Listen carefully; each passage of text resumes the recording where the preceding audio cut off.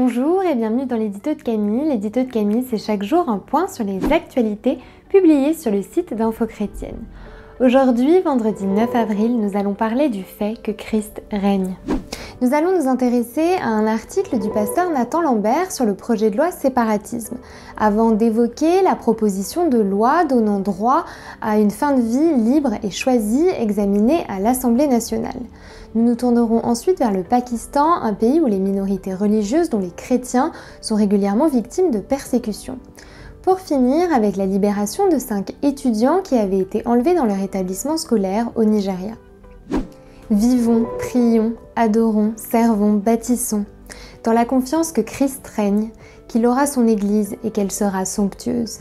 C'est par ces mots que se conclut l'article du pasteur Nathan Lambert sur le projet de loi séparatisme. S'il insiste sur l'importance de défendre la liberté religieuse, qu'il nous encourage à ne pas nous lasser de faire le bien et nous rappelle que nous ne devons en aucun cas diluer le message de l'Évangile, il pointe surtout cette réalité qui doit nous guider. Christ règne. C'est aussi sous cet angle que je souhaite vous encourager à appréhender les nouvelles du jour. Qu'elles suscitent en nous une envie de combattre, de s'insurger ou de dénoncer ce qui peut être une bonne chose.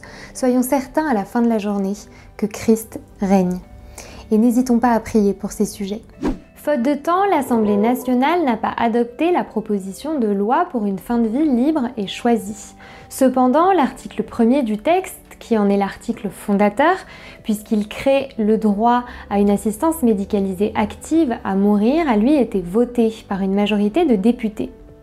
Si ce vote est pour l'instant symbolique, puisque le texte n'a pas pu être adopté dans son ensemble, il s'agit toutefois d'une première victoire pour les défenseurs de l'euthanasie. Huma Yunus est une jeune chrétienne qui a été enlevée en octobre 2019, mariée de force et convertie à l'islam, comme c'est le cas de nombreuses jeunes filles issues des minorités religieuses au Pakistan. La mère d'Huma s'est insurgée face aux propos tenus par le gouverneur du Pendjab. Il s'est adressé aux chrétiens à l'occasion de Pâques et a affirmé que les minorités jouissent d'une liberté totale.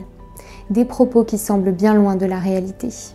En mars dernier, 219 étudiants avaient été enlevés dans leur établissement scolaire au Nigeria. 180 avaient rapidement été libérés, tandis que les autres étaient toujours aux mains de leurs assaillants. Lundi, le gouvernement a annoncé la libération de 5 d'entre eux. S'il s'agit d'une bonne nouvelle pour les étudiants libérés, nos pensées et nos prières vont vers ceux qui sont encore captifs.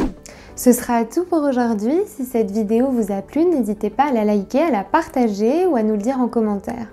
Je vous souhaite une très bonne soirée et un très bon week-end. Soyez bénis.